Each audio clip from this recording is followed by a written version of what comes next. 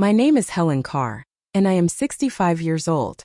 I have spent most of my life giving to my son, to the people he brought into our home, to everyone but myself. And yet, the moment that finally broke me didn't come with a slammed door or a screaming match. Came softly, quietly, over the clinking of crystal glasses and the smell of roasted rosemary chicken I seasoned, marinated, and roasted myself. That night, I stood at the head of a dining table I had bought in a house I helped my son purchase, listening to a woman I had welcomed with open arms turn me into a joke. "Who's that?" her mother had asked, gesturing toward me with the faintest curl of her lip, like I was someone who had wandered in from the cold. Olivia laughed. Loudly. Too loudly. "Oh, that's just Helen," she said, waving her hand dismissively. "Our unofficial maid. She keeps the house running." The room erupted into laughter, polite at first, then a little too comfortable. But what shattered me wasn't Olivia's words. It was my son Alex. He laughed too. He didn't correct her.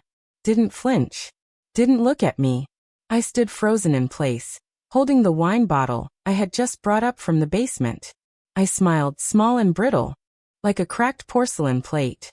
Then I turned, set the bottle on the counter, and walked down the hallway, past the framed photos I had hung, the floors I had scrubbed, and into the bedroom I had painted with my own hands 15 years ago. They kept laughing behind me. Not one of them followed. Not one of them said, "That's my mother." That night, I didn't sleep. I sat on the edge of my bed, staring at the closed door like it was the edge of a cliff. My body ached, not from the years of hard work, but from the weight of a truth I could no longer ignore. This wasn't my home anymore. It hadn't been for a long time. I remembered the day I signed the mortgage papers. I had dipped into my retirement savings, used my pristine credit score, and handed over nearly every penny I had left from my late husband's life insurance. Alex was only 24 then, just out of college, still unsure about his path. Olivia wasn't even in the picture yet. "I'll pay you back, Mom," he'd said. I hadn't asked him to. I never even mentioned it again. That's what love looked like, I thought. That's what a mother did. But somewhere along the way I had stopped being a mother. I had become a fixture. A background character. A body that cooked, cleaned, and disappeared when it wasn't convenient. The next morning, I woke up before anyone else. I made coffee just like always. Fed the cat. Then I waited. Olivia came downstairs in her sleek yoga outfit, scrolling on her phone, earbuds in. She didn't say good morning. She didn't even glance at me. When she finally looked up, I was holding something in my hand, my keys. All of them. "What's this?" she asked, frowning. I smiled. "Good luck with the mortgage," I said. Her jaw twitched, but she didn't respond in time. I walked past her slow and steady down the hallway and out the front door, wearing the same coat I had worn the day I brought Alex home from the hospital.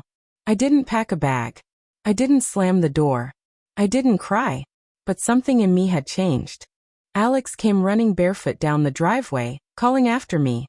"Mom, wait. What are you doing?" I didn't stop. I didn't turn around.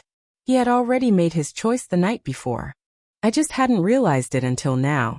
They say you don't know you're drowning until you finally breathe.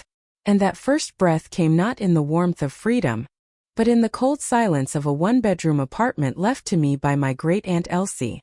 It wasn't glamorous. The wallpaper peeled in places. The heater rattled like it had emphysema. But it was mine.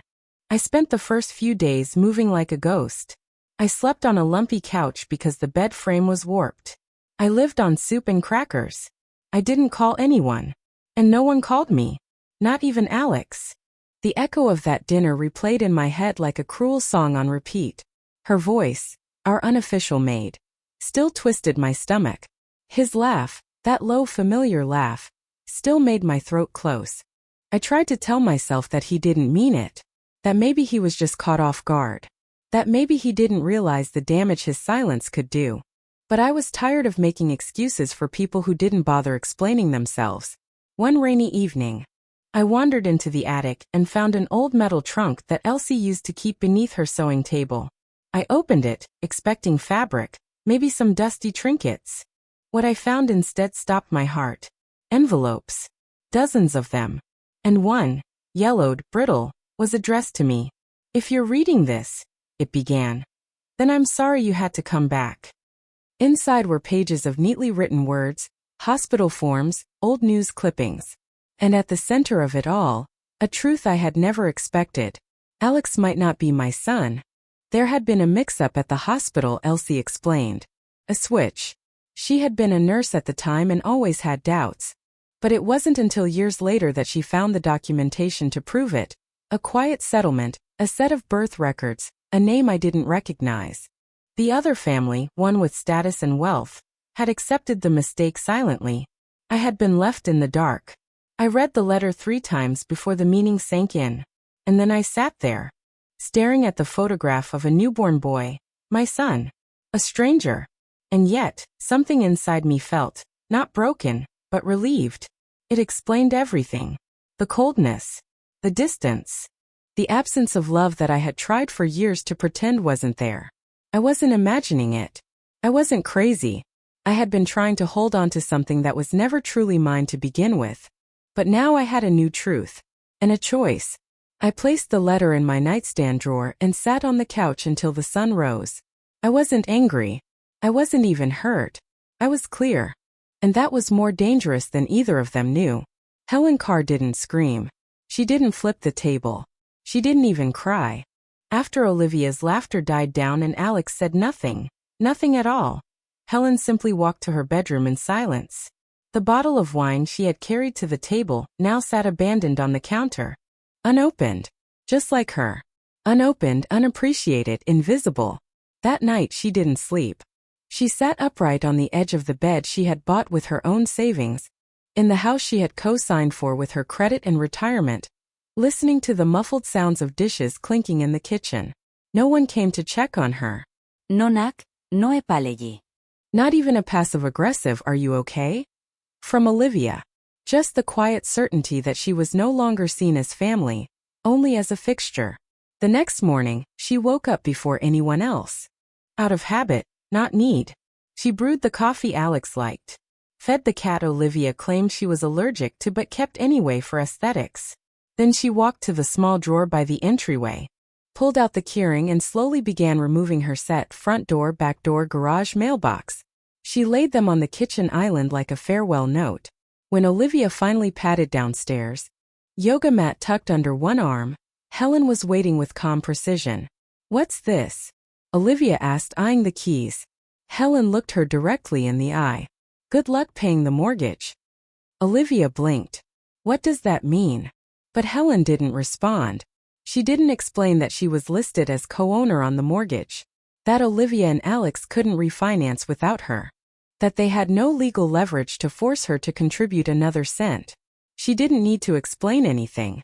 She simply turned, walked past the picture-perfect gallery wall she had spent hours hanging, past the rug she had chosen, the lamp she'd gifted them last Christmas.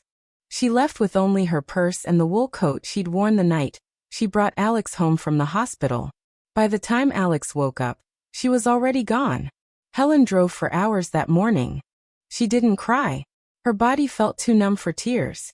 She passed the old community center where Alex used to play piano recitals, drove by the elementary school she used to volunteer at. She didn't stop anywhere. She didn't call anyone. Instead, she pulled into the small apartment left to her by her late Aunt Myrtle, a place she had kept all these years as a backup plan, though she'd never imagined she'd actually use it. The apartment was small, faded linoleum floors, a squeaky heater. The curtains smelled like mothballs and lavender. It felt nothing like home. But for the first time in decades, she had a door of her own, a lock that answered only to her key. That night, Helen sat at the kitchen table in the glow of a single lamp, the mortgage documents spread out in front of her like a battlefield map. Her name was there clear as day next to Alex's. Co-owner, co-signer, equal. Her eyes narrowed. Over the years she had handed over so much. Her time, her finances, her identity. Piece by piece. All in the name of family. But family, she realized now, was a two-way contract. And hers had defaulted. She found the clause she remembered vaguely from years ago. No refinancing or restructuring without consent of both parties. It had never mattered before. Because she'd trusted Alex. She leaned back in the old kitchen chair and let out a long breath. No more. The next morning, Helen made a to-do list. Not a tear-streaked diary entry. Not a plea for understanding. An action plan. Call Joan, notary and friend. Ask her to verify the mortgage papers. Locate legal aid office. Start the process of asserting her ownership rights. Gather receipts, utilities, furniture, grocery bills. Everything she'd paid for since Alex and Olivia moved in. Change mailing address. Remove herself entirely from their household records. Freeze shared accounts. Cancel auto payments linked to her name. No more subtle hints. No more second chances. That same afternoon, she met Joan for coffee. Joan examined the documents through her thick bifocals, lips pursed. This isn't just rude, Helen, she said quietly. It's financial exploitation. And if Olivia forged anything, and I wouldn't put it past her, you've got grounds for serious action. Helen nodded. I'm not looking to ruin them. I'm just done being useful. Joan reached across the table and squeezed her hand. Then let's make sure you're protected. Back at the apartment, Helen began sorting through her notebooks. She found pages of grocery lists, reminders to pick up Olivia's dry cleaning, notes for Alex's appointments, pet-sitting schedules.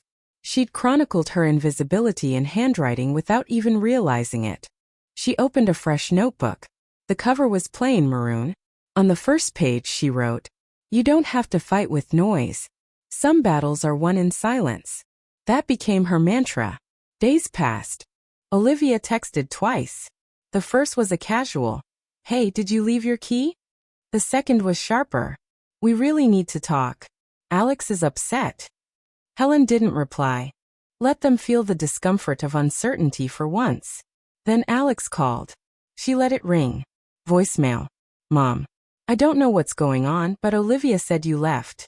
Look, I'm sorry if something was said. I don't think she meant it like that. Can we just talk?" He still didn't get it. Still wrapped in the idea that his silence had been harmless. That standing by while his wife degraded her hadn't cost anything. But it had. It had cost everything. That weekend, Helen sat down with a legal advisor. A younger woman named Clarissa. Sharp-eyed and unflinching. "You're entitled to half the equity of that home," Clarissa said, flipping through Helen's documentation. "Maybe more, depending on how much you've contributed directly." Helen showed her the receipts, the utility bills in her name, the furniture invoices. Clarissa nodded approvingly. "I've seen this before," she said. "A mother's generosity mistaken for servitude. We'll file to freeze the mortgage.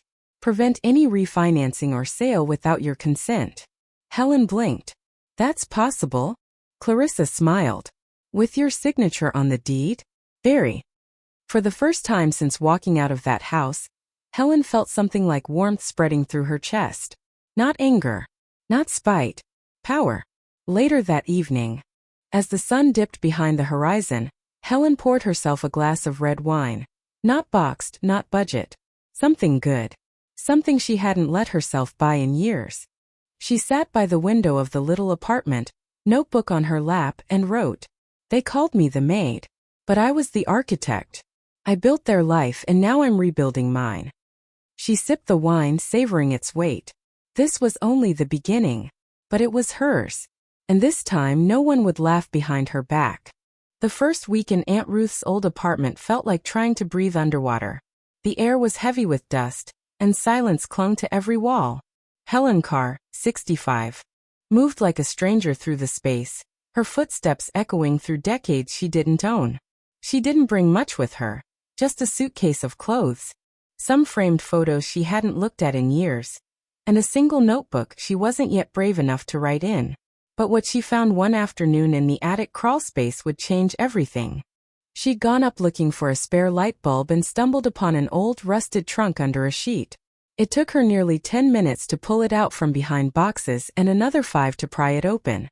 Inside were neatly stacked folders, tied bundles of letters, and a single manila envelope addressed in her Aunt Ruth's elegant, looping handwriting. To Helen. "If you're reading this, it means you've come back, and I'm sorry." Helen sat on the dusty floor and tore open the flap with trembling hands. What she read made the room spin. Aunt Ruth had worked as a nurse at the hospital where Helen had given birth to Alex. She wrote about the chaos of that night, a last-minute shift change, confusion in the nursery, a nurse she never trusted, and then doubt. Ruth had seen something, an error, a baby tag switched too quickly, a name miswritten. But by the time she raised the concern, both babies had gone home. Ruth never told Helen. She hoped she was wrong. But years later, sorting through old files, she came across a settlement from the hospital made to another family. It was quiet, private, and damning. Ruth ordered a discreet DNA test using Helen's medical information and an archived blood sample. The results were conclusive. Alex wasn't Helen's biological son. For a long time, Helen didn't cry. She sat frozen, letter in her lap, hands clenched around the paper like it might erase the truth if she squeezed hard enough. She read and reread every page. Copies of hospital forms, affidavits, and finally a photo of a newborn with Michael Jameson written on the back. A boy with dark eyes and a dimple in his left cheek. The same dimple Helen saw in her own reflection every morning. The ache that swept through her chest was not rage. It was clarity. Cold. Clean. Sharp. Suddenly the years made sense. The distant hugs, the indifferent tone. The way Alex let Olivia ridicule her like she was part of the wallpaper. She had loved him fiercely. And maybe he had loved her in his own way. But that ache in her heart, the sense that something had always been missing, wasn't imagined. It was real. She stood up slowly, still clutching the letter, and walked down the narrow attic stairs like a woman carrying her own obituary. For days she said nothing to anyone. She didn't answer calls. She didn't text. When Alex messaged her asking why she'd left the house without warning, she let it sit unread. Instead, Helen started researching. Michael Jameson, the name in the letter. A quick search pulled up a local listing for a used bookstore just 2 towns over. Jameson's Books. She clicked on the website and nearly dropped her coffee. There he was. Late 30s, neat hair. Warm smile, glasses perched on his nose. The short bio read, owner, reader, lover of dusty paperbacks and black tea. And a sentence at the bottom that made her throat tighten. Proud to run a business in the community I've always called home. He had been so close. Helen stared at the screen, unsure what to feel. Relief? Grief? She didn't know. She only knew one thing. She needed to see him. The next day, she made the trip. She didn't go inside, just stood across the street, watching as Michael rearranged books in the window. It was surreal. Watching her biological son move with the ease of someone who had never known loss, who had never watched a child become a stranger. He laughed with a customer, tucked a book under his arm, and bent to pat a dog waiting by the door. He had no idea. For the next week, Helen returned every other day, sitting on a bench nearby, sometimes buying a coffee she didn't drink, sometimes pretending to read the paper. She wasn't stalking. She was mourning. But she was also preparing. She needed to be sure that this wasn't a fantasy. That Michael wasn't just kind but grounded, stable, decent. Everything she'd hoped Alex would become. Not because she was replacing one son with another, but because she needed to see the contrast clearly, to forgive herself. And the more she watched Michael, the way he chatted with the barista, the way he carried an elderly woman's books to her car, the way he smiled without performance, the more certain she became. The universe had played a cruel trick on her. But now she had a choice. Helen began documenting everything. Not out of obsession, but out of need. She created a folder on her new laptop, Truth. Inside, she scanned the letter from Ruth, the hospital documents, and every relevant photo. If she ever decided to tell Michael the truth, she wanted to do it with grace, with evidence, with calm. She wouldn't shatter his life without a soft place for him to land. And as she did all this, a new thought began to take root, one she hadn't dared to voice before. What if this wasn't just about finding the truth? What if this was about finding herself? She had spent 65 years loving others, folding her worth into casseroles, school runs, and mortgage payments. But now, for the first time, she was doing something entirely for her. She wasn't looking for a son. She was looking for the woman she might have been if life hadn't pulled the rug out from under her before she even knew she was standing on it. And somehow, In that quiet apartment filled with secrets and second chances, Helen Carr began to rise. Not with fury, not with bitterness, but with a kind of clarity so sharp it could slice through decades of lies. This wasn't the end of her story. It was the chapter she never expected to write. Let me know when you're ready for part 4, where Helen takes the first steps toward confronting both Alex and meeting Michael face to face. Bạn đã nói. Continue writing me part 4, 1050 words. Justice through action, not revenge. Margaret pursued legal and financial justice. She exposed Olivia's business fraud, reclaimed the house, and ensured Ethan and Olivia faced the consequences, not out of vengeance, but clarity and self-worth. February 2nd. Chat đã nói. Đã cập nhật bộ nhớ đã lưu. Here is part 4 of your serialized story, continuing Helen Carr's powerful transformation. Justice through action, not revenge. Part 4. Helen Carr stood at the edge of her small kitchen table, the sunlight slanting across the stack of paperwork like a spotlight on the quiet war she was about to wage. This wasn't revenge, it was recognition. A lifetime of sacrifice was about to be reclaimed, not with shouting or spite, but with notarized documents and the truth. It started with the house. The one she paid for. The one she cleaned, maintained, and signed for. Olivia had called her the maid at that dinner, but Helen's name was still on the deed, still on the mortgage. And that meant Olivia's little castle of curated superiority rested on Helen's signature. Helen contacted the family lawyer. A man named Harris, semi-retired, fond of bourbon and quiet justice. She showed him the forged refinance forms, the mismatched signature on the loan restructuring, and the falsified permission Olivia had submitted on her behalf. "This is fraud," Harris said simply, tapping the pen against the paper. "Plain and prosecutable." Helen didn't want jail time. She didn't want drama. She wanted control back. They filed a motion to reverse the refinance and halt any future transactions. It would trigger an audit, and Olivia's financial house of cards would no longer be a private game. Every account, every wellness business transaction, every designer throw pillow bought with borrowed money, now under scrutiny. Next came the business. Olivia Ascends. The lifestyle brand built on Instagram quotes and illusion. Helen had found Darren through a friend, an ethical business investigator. He dug into Olivia's LLC, uncovering a trail of fake invoices, fabricated client testimonials, and dodgy tax behavior. Helen printed everything and mailed it to Olivia's biggest brand partners. Not anonymously. She signed her name in neat, clean ink. No emotion, just fact. A lifetime of being overlooked was ending with her name front and center. Then came the letter. Not to Ethan but to the HOA board, to the community newsletter, to the bank still tied to the house.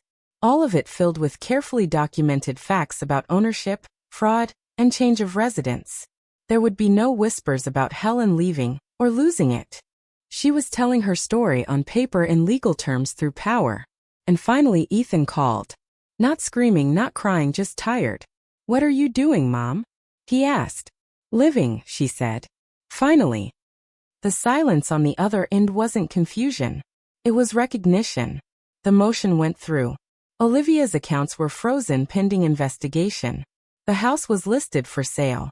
And the day the for sale sign went up, Helen drove past in her used Honda, rolled down the window, and for a single second, just one, smiled. Not with malice. With closure.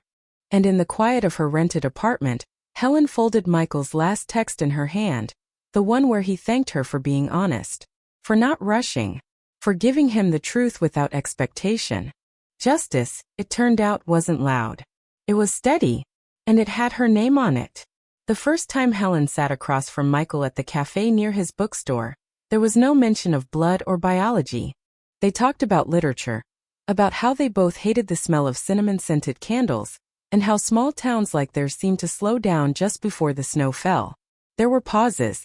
Yes, awkward, searching, but they weren't the kind that begged to be filled. They were the kind that allowed space for something new to breathe. She hadn't planned to tell him that day. Not about the switch, not about Ethan, not even about the house. But when he smiled and said, "You seem lighter than the last time you came in," something inside her shifted. "I am," she said softly. For the first time in a long while. He nodded, polite and curious, but didn't press. That was the thing about Michael. He didn't demand pieces of her. He waited respectfully for what she was ready to give. Over the weeks that followed, Helen kept showing up, not just at the bookstore, but in her own life. She donated the last of her old clothes, got her hair trimmed for the first time in years, and finally replaced the peeling wallpaper in her apartment with a soft sage green. It wasn't about appearances. It was about making the space hers. When she passed the now empty house one morning, she didn't feel anger. She felt clarity. The wind rustled the for sale sign that now read sold, and she didn't flinch. Olivia was gone. Her business exposed and abandoned. Ethan was living in a rented studio across town, still calling from block numbers, leaving voicemails filled with "I'm sorry" and "please talk to me." She didn't block him. She just didn't answer. Instead, she met with her attorney one last time and asked that a portion of the house proceeds, $75,000, be directed to a women's recovery foundation that provided emergency housing and legal assistance for older women displaced by family abuse or financial control. "You sure about this?" her lawyer asked, impressed. "That's a lot."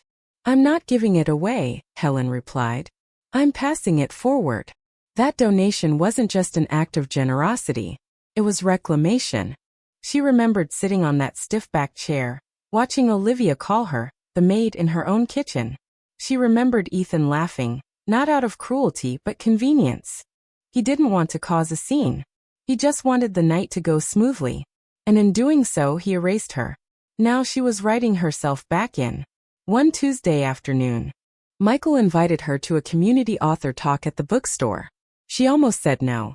But when she saw the flyer, "Stories That Save Us, Women Writing Their Truths," something pulled her there.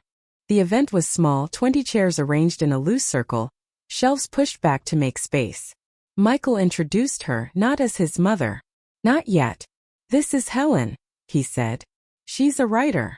You should hear her story someday." She smiled, but her heart raced. Writer? She had only just started shaping the pieces of her life into words that made sense. But perhaps she was a writer. Not because she was published, but because she had lived, survived, and could now speak without trembling. Afterward, Michael handed her a notebook. Thick, leather-bound, unmarked. "For the next chapter," he said. Helen held it close. "Thank you," she whispered, "for seeing me." She didn't tell him that night, but she started writing to him. In that notebook, a letter. Slow and careful. Not a confession, not a plea. Just the truth. She began it with, "You don't owe me anything. You already gave me back my voice just by listening." And that's how she redefined family. Not by blood alone, but by witness, by choice, by mutual care. Later that month, she received a thank you letter from the foundation she had donated to. Inside the envelope was a photo of 3 women standing in front of a new transitional home, smiling. On the back, handwritten, it read, "You gave us more than money. You gave us a way out." Helen sat with that letter a long time. Then she walked to the park near the bookstore and found a bench with morning sun. She took out her notebook and continued her letter to Michael. "You were raised with love. That love was always real, even if it was given under false belief. But now I want to love you as you are. Not as a symbol of loss or correction. Just you. A man who gives without demand. A son not by accident, but by grace." The last time she saw Ethan, he was sitting alone on the church steps where they used to go on Christmas Eve. His head was in his hands. He didn't look up when she passed, and she didn't stop. She had mourned that loss already. The page had turned. Now, her mornings began with black coffee and a walk to the bookstore. Michael always had something to say, a new book to recommend, a pastry to share. Sometimes he told her about his childhood. Not as a test, but as a gift. One afternoon, while shelving a memoir, he asked, "Do you believe people can change?" She didn't rush her answer.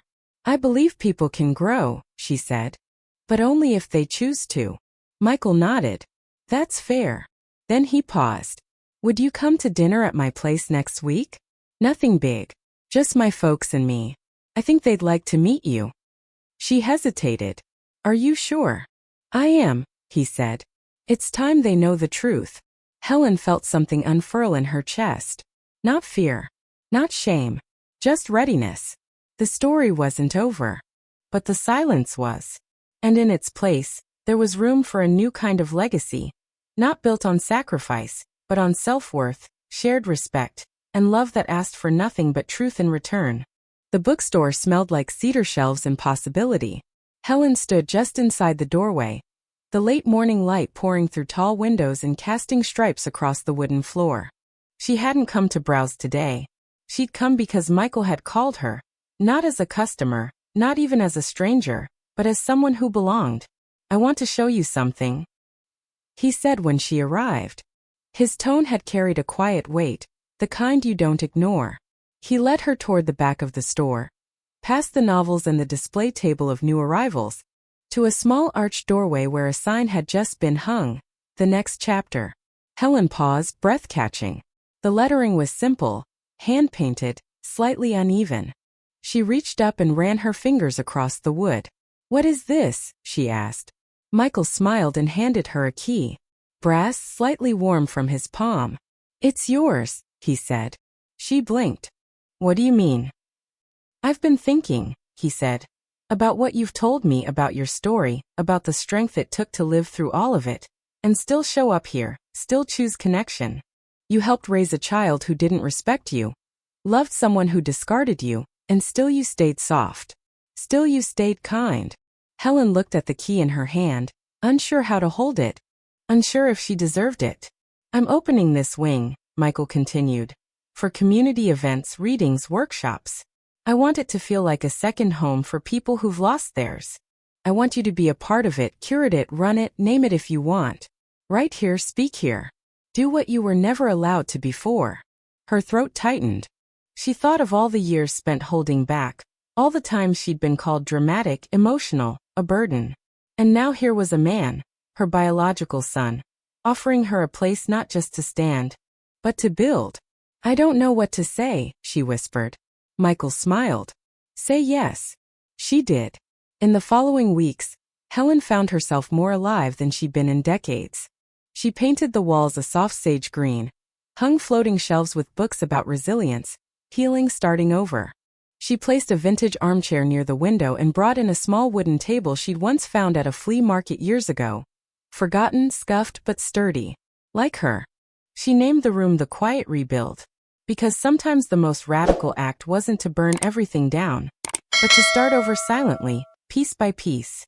She hosted her first event a month later, a reading for women over 50 titled Starting From Here. She didn't market it loudly, just a small flyer in the window. 7. "I used to think my life ended at 60, Helen said that night. But I was wrong. It started right here." Ethan never called again. Not after their final meeting at the park. Not after learning the truth. Helen sometimes wondered if he ever thought about her. Not as his mother, but as the woman who gave him everything and asked only to be seen. But that wondering no longer ached. Just existed. Like an old scar that no longer hurt but remained. Olivia vanished from their lives almost entirely. Word around town was that she'd moved to Colorado to rebrand, start over under a new name. Helen wished her no ill, but also no forgiveness. Some bridges were not meant to be rebuilt. As for the house, it sold quickly. The proceeds came in clean and full. Helen kept a portion for herself, enough to live comfortably, travel if she wanted, invest in her space. But the rest she donated. A foundation in her name was quietly launched. The Walker Trust, offering financial support and transitional housing grants for older women fleeing emotional neglect or financial abuse by family members. No gala. No press release. Just action. Because that's what her life had become. Not noise. Not revenge. Just purpose. Michael and Helen didn't rush their relationship. There were no birthday balloons or cheesy reunions. But there were coffees and weekend lunches. Conversations about childhoods and what-ifs. Shared silences that didn't feel empty. He invited her to meet his parents, the ones who raised him, with a delicacy that surprised her. "They're good people," he told her. "They didn't know. And they didn't take anything from you. I think they'd like to meet the woman who gave me this half of myself." She went. It was awkward, tender, real. His mother hugged her too tightly. His father offered her a lemon bar he'd made himself. No one cried. Boo. And that was enough. On Helen's 67th birthday, Michael brought her a leather-bound notebook in A. She opened the first page and, I was never just a mother. I was a woman who survived erasure, who dared to rewrite. Author's note from Helen's first reading in The Quiet Rebuild. If I lost my voice in the one of the most powerful lessons from Helen's journey is that it's never too late to choose yourself. For decades she lived in silence, giving, sacrificing, and being diminished in a house she helped build, only to be labeled the maid by the very people she loved and supported. Her story reminds us that age does not mean resignation. In fact, for many, it's the beginning of true clarity. Helen's quiet transformation was not fueled by rage, but by self-respect. She didn't seek revenge. She sought justice, dignity, and peace. For anyone who has ever felt invisible in their own family, her story offers hope. That boundaries can be drawn, that truth matters more than appearances, and that healing begins the moment we stop begging to be included and start choosing environments where we are seen. Whether you are 30 or 70, your voice matters. Your story is not over. Sometimes, the most meaningful chapter begins when you finally close the door on people who never truly valued you. And in doing so, you don't just reclaim your life. You begin rewriting it on your own terms.